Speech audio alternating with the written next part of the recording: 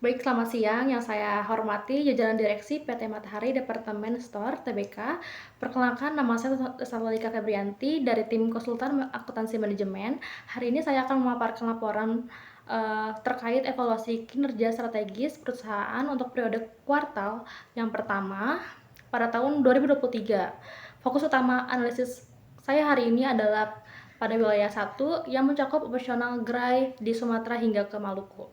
Berdasarkan data yang kami himpun, segmen ini mencatat laba negatif dan ROI yang belum optimal pada kuartal ini. Tujuan dari presentasi ini bukan sekedar mengevaluasi angka, melainkan memberikan rekomendasi taktis apakah wilayah 1 ini harus kita pertahankan atau kita tutup atau direkturisasi demi keberlanjutan profitabilitas Matahari secara nasional. Jadi mari kita bedah datanya, dimulai dari klasifikasi pusat pertanggungjawaban.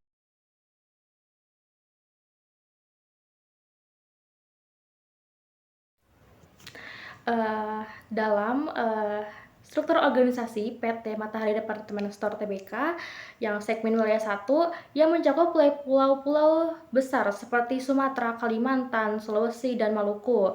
Nah, diklasifikasikan sebagai pusat investasi. Nah, alasan klasifikasinya yaitu didasarkan pada fakta bahwa manajemen pusat tidak hanya memantau profitabilitas atau laba yang dihasilkan oleh wilayah ini, tetapi juga secara spesifik mengalokasikan aset kepada manajer wilayah untuk dikelola secara mandiri, memberikan tanggung jawab yang lebih besar kepada wilayah 1 untuk membuat keputusan investasi yang mempengaruhi pendapatan dan biaya serta penggunaan aset perusahaan secara efisien. Nah, data aset yang dikelola yaitu ada total aset segmen wilayah 1 tuh ada sekitar 1,24 triliun.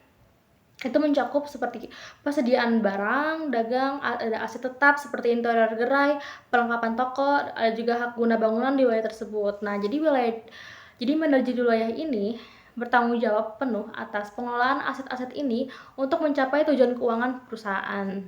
Oke, baik, selanjutnya ada analisis kinerja ROI.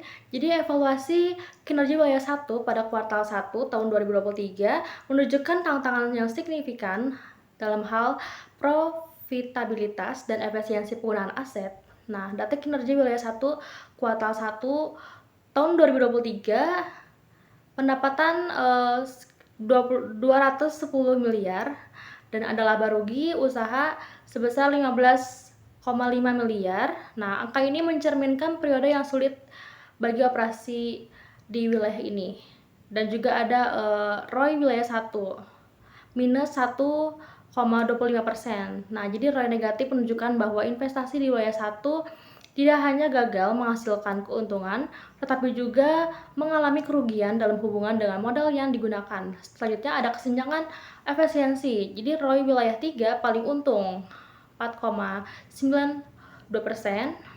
Nah, selisih efisiensi antara wilayah 1 dan wilayah 3 yaitu sebanyak 6,17%. Jadi selisih yang besar ini mengindikasi bahwa investasi di wilayah luar Jawa, khususnya wilayah 1, belum produktif pada kuartal ini berbanding terbalik dengan wilayah lain yang menunjukkan profitabilitas yang lebih baik. Nah, jadi analisis ini menyoroti perlunya evaluasi mendalam terhadap strategi operasional dan alokasi sumber daya di wilayah 1 untuk mengidentifikasi area peningkatan. Selanjutnya ada keputusan taktis, jadi mempertahankan atau hentikan operasi. Nah, jadi menghadapi kinerja negatif di wilayah 1, manajemen perlu mempertimbangkan keputusan taktis untuk melanjutkan atau menghentikan operasi keputusan ini. Jadi memerlukan analisis biaya dan faktor kualitatif. Nah, jadi kita analisis biaya relevan atau biaya yang dapat dihilangkan. Itu ada biaya-biaya ini akan hilang jika segmen wilayah 1 ditutup. Termasuk diantaranya ada gaji staf toko di lokasi tersebut. Yang kedua ada biaya listrik atau AC gerai, dan juga ada biaya logistik pengiriman antar pulau. Nah, mengidentifikasi biaya yang dapat dihindari adalah kunci dalam menghitung penghematan potensial dari penutupan. Selanjutnya ada biaya yang tetap ada. Nah, biaya-biaya ini akan tetap menjadi beban perusahaan meskipun segmen wilayah 1 tutup. Contohnya seperti alokasi biaya kantor pusat, penyusutan sistem IT korporat, dan gaji manajemen eksekutif. Jadi biaya ini bersifat sunk cost, jadi kontes keputusan penutupan segmen.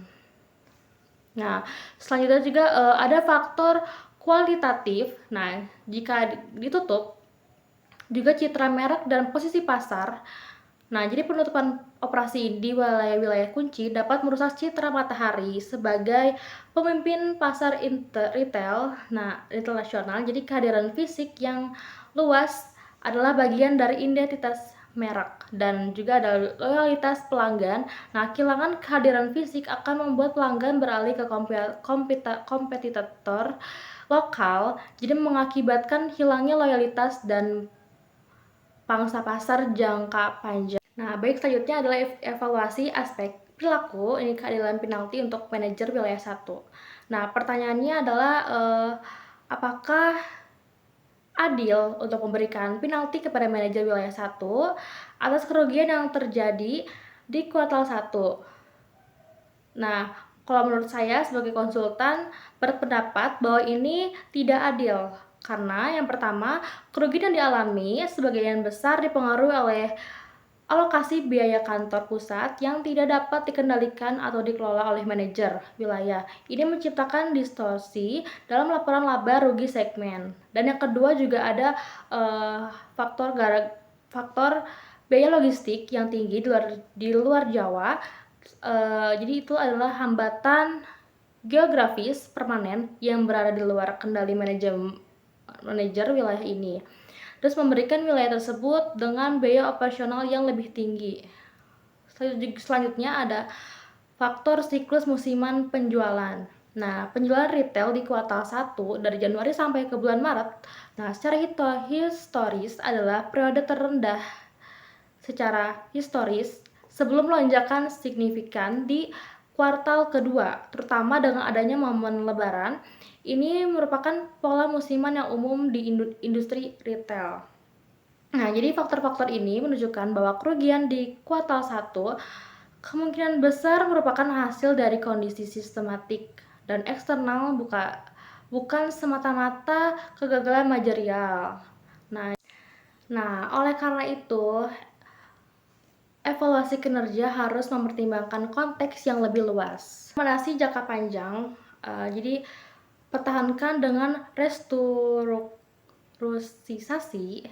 Jadi berdasarkan analisis komprehensif, rekomendasi akhir kepada direksi adalah untuk mempertahankan jadi operasi di wilayah 1 ini, namun dengan melakukan restrukturisasi yang signifikan. Jadi alasan utamanya yaitu kerugian yang tercatat bersifat musiman dan sangat terkait dengan siklus bisnis kuartal 1. Nah, wilayah ini sangat krusial untuk menangkap potensi laba besar di kuartal 2 yang didorong oleh musim lebaran. Menutup wilayah sekarang akan berarti kehilangan peluang pendapatan yang signifikan, gitu ya Pak. Nah, jadi kita strategi untuk memperbaiki ROI di tahun depan. Yang pertama tuh ada mengoptimalisasi persediaan. Jadi kita mengurangi penumpukan barang di gudang wilayah 1 untuk menurunkan beban aset yang tidak produktif dan meningkatkan perputaran persediaan. Ini akan membebaskan modal dan mengurangi biaya penyimpanan. Dan yang kedua, ada negosiasi ulang kontrak sewa. Jadi kita melakukan negosiasi ulang dengan pemilik mall untuk mengubah kontrak di luar Jawa dari biaya tetap menjadi biaya variabel. Berdasarkan presentasi penjualan, ini akan mengurangi risiko saat penjualan rendah. Yang ketiga ada strategi efisiensi logistik, memperbaiki rantai pasok dengan mencari vendor logistik lokal yang lebih efisien dan hemat biaya. Ini akan menekankan biaya distribusi antar pulau yang saat ini sangat tinggi dan membebani operasional. Nah, implementasi strategi ini diharapkan dapat mengembalikan wilayah 1 ke jalur profitabilitas dengan meningkatkan return on investment secara yang signifikan di masa mendatang. Nah, jadi segitu aja yang dapat saya paparkan atau presentasikan mengenai analisis di PT Matahari Departemen Store TBK. Mohon maaf bila ada kekurangan dan kesalahan. Terima kasih sudah hadir dalam rapat ini. Terima kasih.